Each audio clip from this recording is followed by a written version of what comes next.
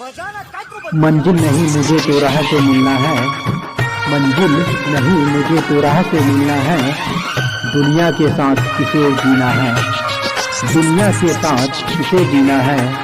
मुझे तो एटीट्यूड में जीकर शान से मरना है, मुझे तो एटीट्यूड में जीकर शान से मरना है।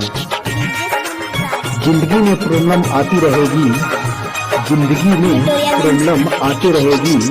उन प्रॉब्लम के साथ साथ दुनिया को वाट लगा दो, उन प्रॉब्लम के साथ साथ दुनिया को वाट लगा दो।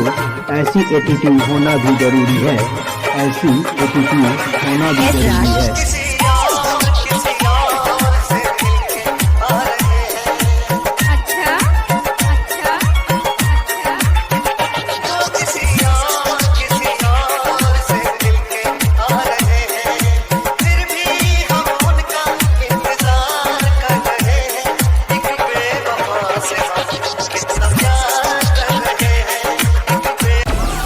Download Moj.